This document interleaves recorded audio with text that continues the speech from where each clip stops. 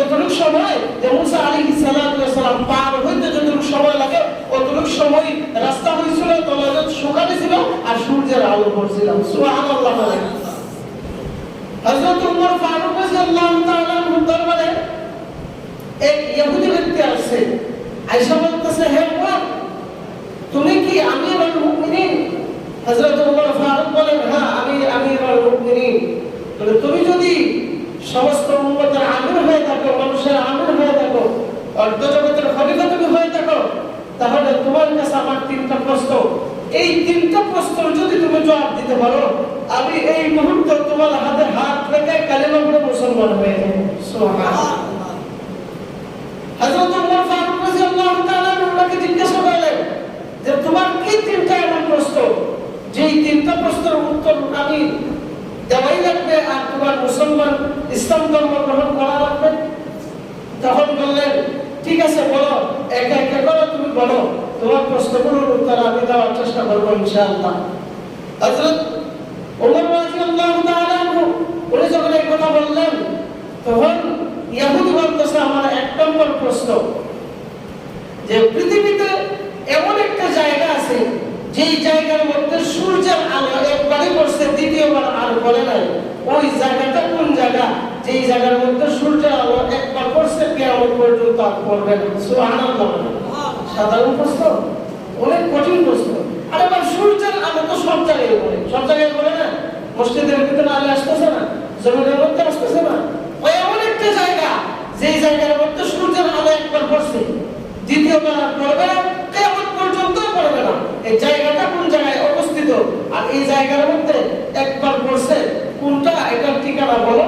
যদি বলো তাহলে তোমার হাতে হাত রেখে মুসলমান হয়ে যাবে। সুবহানাল্লাহ।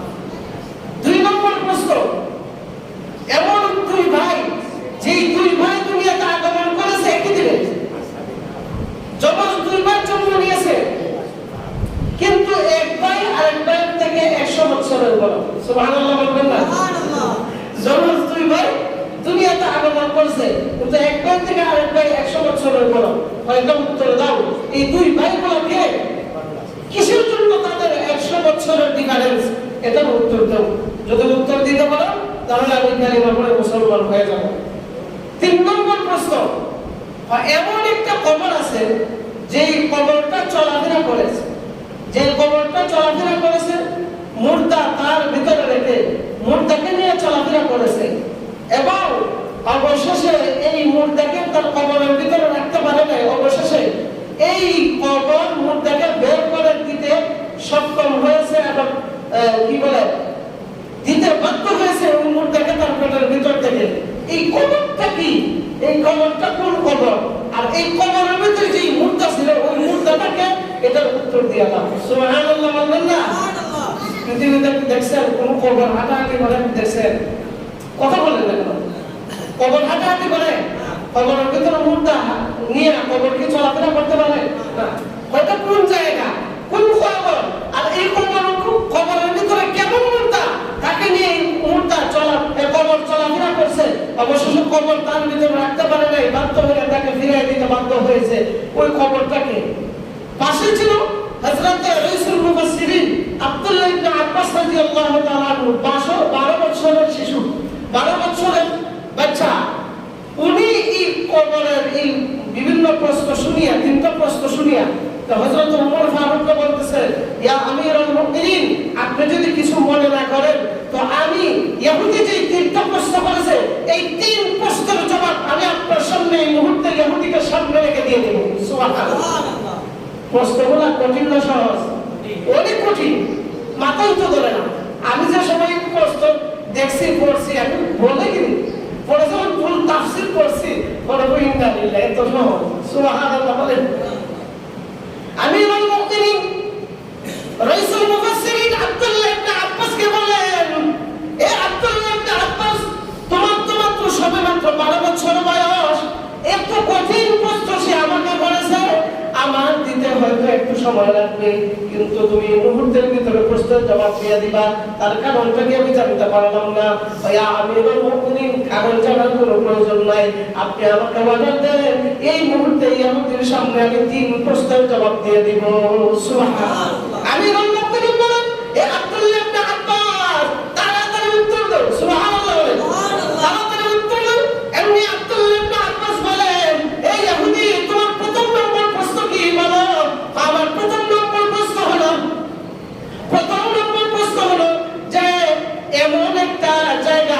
যে জায়গার মধ্যে সূর্যের আলো একবারে পড়ছে দ্বিতীয়বার আর পড়বে না, এমনকি কিয়ামত পর্যন্ত ওই জায়গার মধ্যে সূর্যের আলো পড়বে না।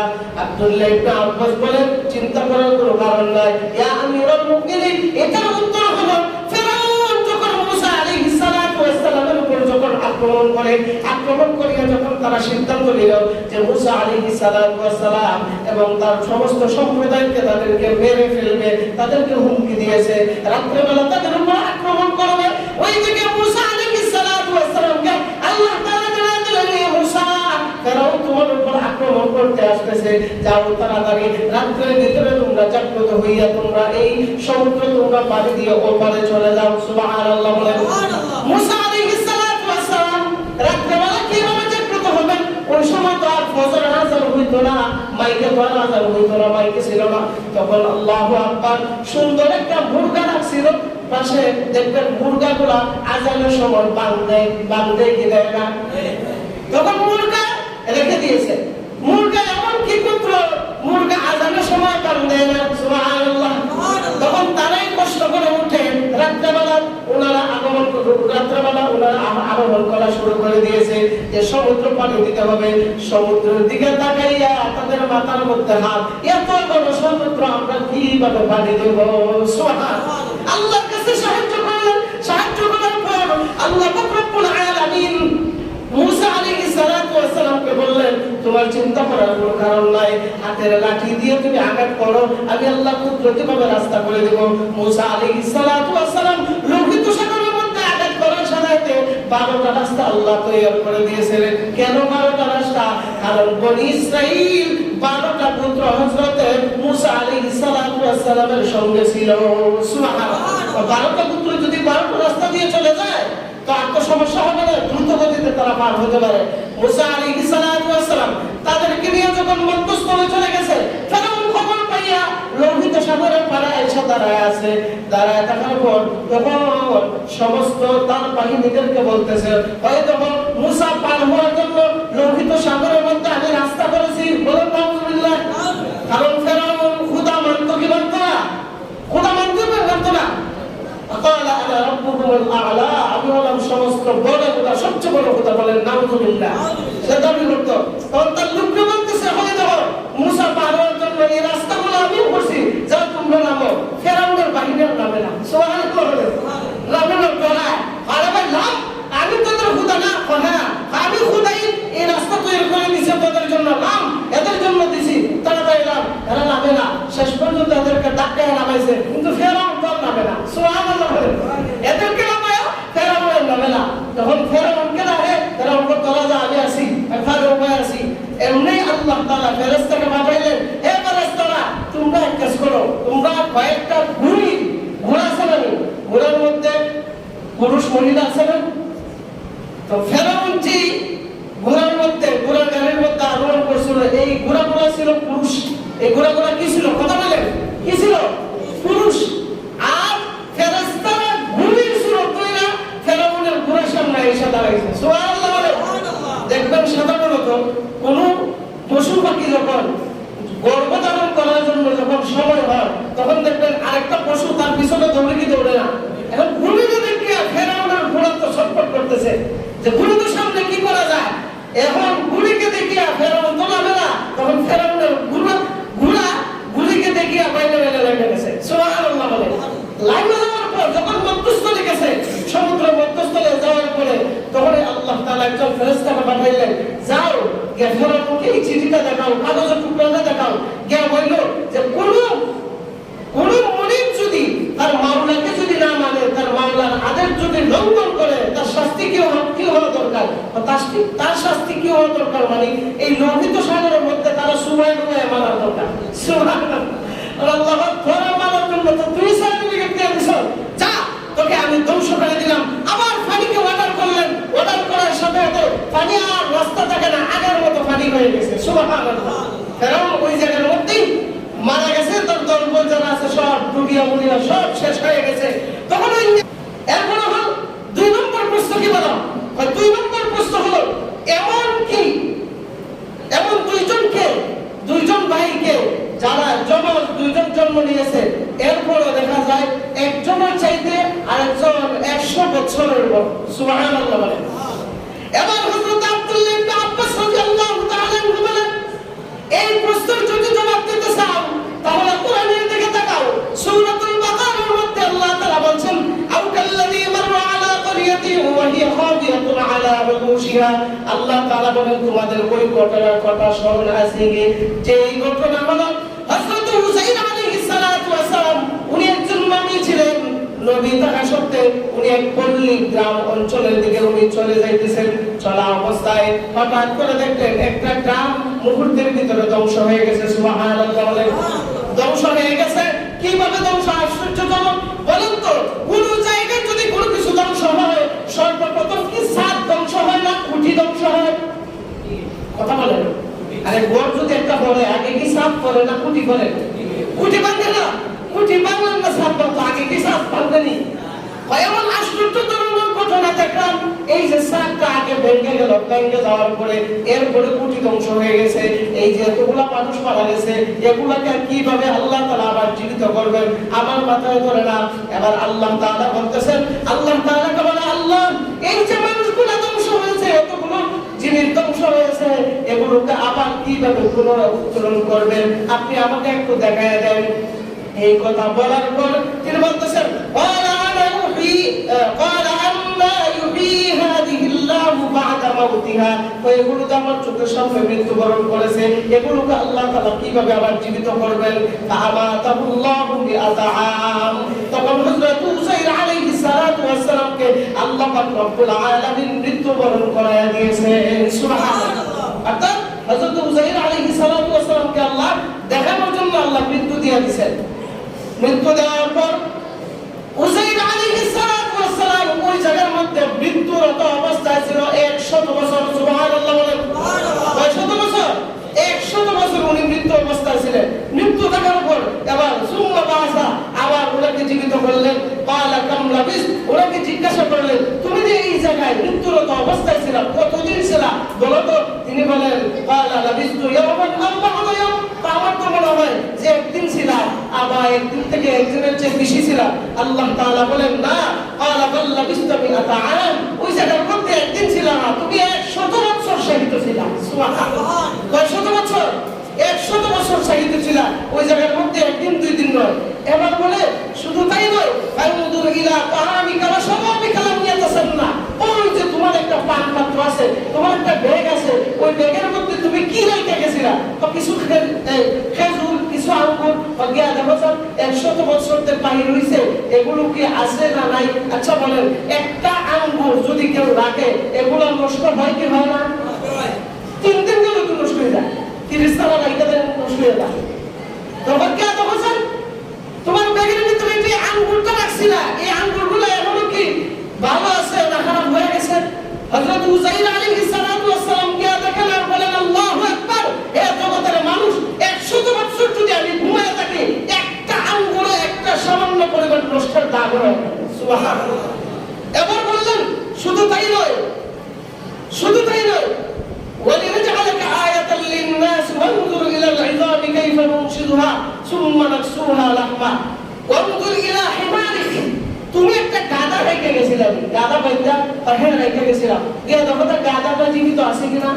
গিয়া দেখে ওই গাধাটা মাটির সাথে ময়লা, মাটির সাথে মিশা একদম কুষ্ঠ সব বিলীন হয়ে গেছে। সুবহানাল্লাহ। তখন বলে, এটা কি করে সম্ভব? যদি ঘোড়া মারা যায়, গাধা মারা যায়, আর আঙ্গুর যদি পয়সা যায়, বলেন তো ঘোড়া এবং আঙ্গুরের মধ্যে কোনটা আগে বসবে? জুড়ে বলেন আঙ্গুর বসবে। কেন? আঙ্গুরটা ছোট, এটা ধারণ ক্ষমতা কম, আর এটা বিশাল বড় একটা দেহ, এটা নষ্ট হবে, ফসবে, গলবে, মিশবে, দেরিভাবে কি হবে না। এখন দেখা যায় আঙ্গুর হচ্ছে না, কিন্তু গাদা ময়লা সব একদম মাটির সাথে মিশে গেছে। সুবহানাল্লাহ। উনি জিম ধরে আছেন। এবার বলতেছেন শুধু তাই নয়, সামনে দেখো, ওয়ালিনাজআলাকা আয়াতাল লিন-নাস। এই যে একটা ঘটনা, এটা আমি সবার সারা দুনিয়ার সামনে আমি নজিরবিহীন ঘটনা হিসেবে রেখে দেব। সুবহানাল্লাহ। এরপর বলেন, ওয়ানজুর ইলাল ইযামি কাইফা নুনশিদুহা সুম্মা নাকসুহা লাহমা। ওই যে তুমি গাধাটা রেখে গেছিলা, গাধার দিকে তুমি তাকাও। যেই গাধাটা তুমি যেই জায়গার মধ্যে বাইরে রেখে গেছিলা, ওই দিকে তাকাও তো। তাকায় দেখতেছে হঠাৎ করে যে এটা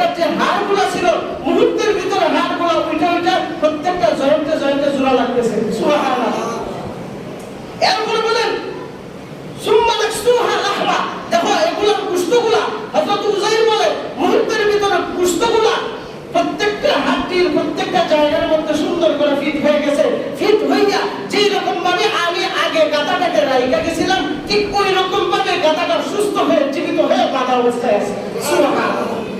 তখন হযরত উযাইর আলাইহিস সালাতু ওয়াস সালাম বলেন, ফালাম্মা তাবায়্যানা লাহু ক্বালা আ'লামু আন্না আল্লাহা আলা কুল্লি শাইইন কাদির। আমার বুঝা হয়ে গেছে, আমার জানা হয়ে গেছে, এগুলো আল্লাহ তাআলার দ্বারাই সম্ভব।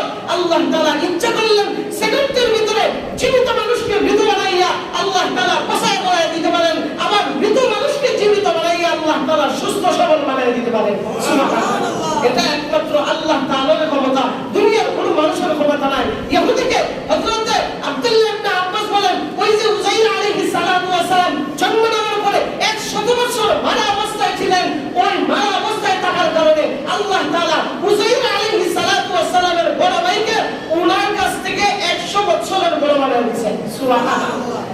এবার বলেন 2 নম্বর প্রশ্ন পাইলাম। 3 নম্বর প্রশ্ন কি? 3 নম্বর প্রশ্ন হলো, কি এমন এক খবর যে খবর মুর্দাকে নিয়ে চলাফেরা করছে, চলাফেরা করে তো শুধু তাই নয়, আবার ওই মুর্দাকে আর ভেতরে রাখতে পারে নাই, 40 দিন পরে তার ভেতর থেকে বের করে দিয়েছে। সুবহানাল্লাহ।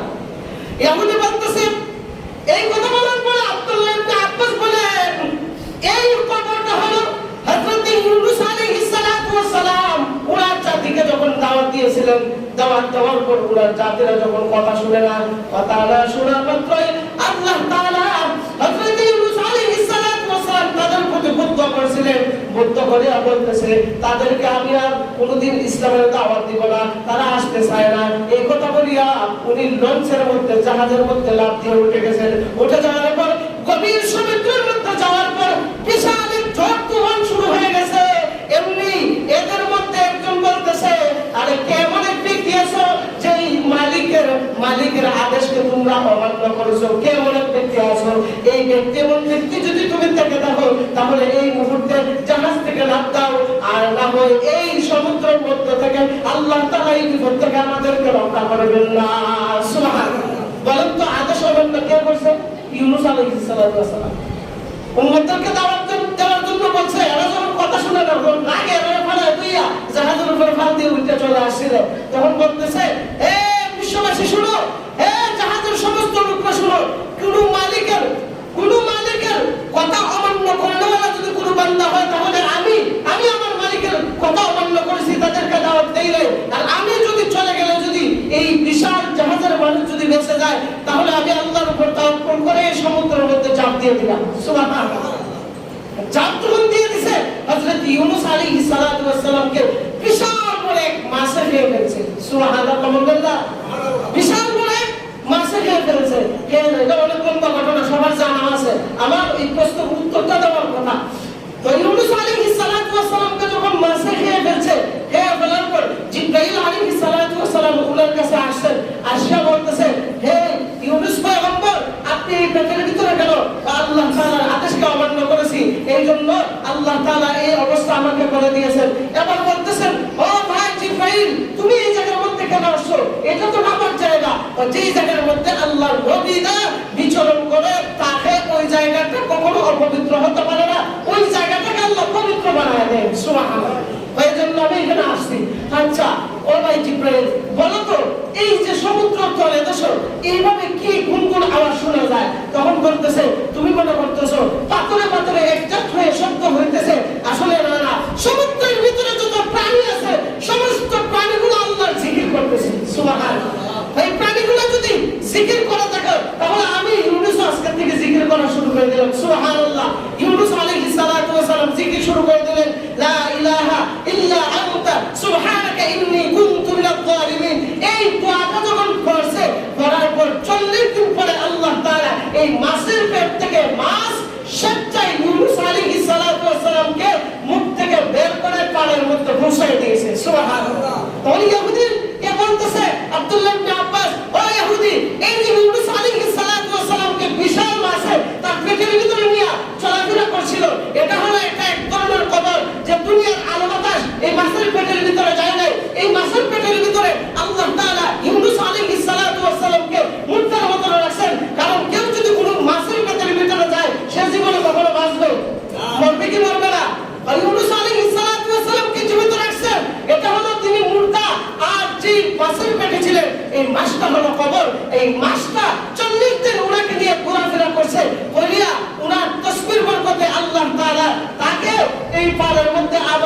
থেকে বের হয়ে দিয়েছে, মাসটা হলো কবর আর ইউনূস আলাইহিস সালাতু ওয়াস সালাম হলো মুর্দা। সুবহানাল্লাহ। এই প্রশ্নের জবাব যখন দিয়ে দিয়েছে, দেওয়ার সাথে সাথে এবার ইহুদি বলতেছে আমি মেনে নিলাম। এই মুহূর্তে ইয়া আমিরুল মুমিনিন আপনার হাতে হাত রেখে কালিমা পড়ে মুসলমান বানাই দেন। সুবহানাল্লাহ। মুসলমান হয়ে গেছে। আব্দুল্লাহ ইবনে আব্বাস যখন এই উত্তর দিয়েছে, এবার উমর ফারুক বলে, ও ভাই আব্দুল্লাহ ইবনে আব্বাস, এত কঠিন প্রশ্নের জবাব তুমি দিয়ে দিলে, তোমাকে পুরস্কার দেওয়ার মতো আমার কোনো কিছু নাই।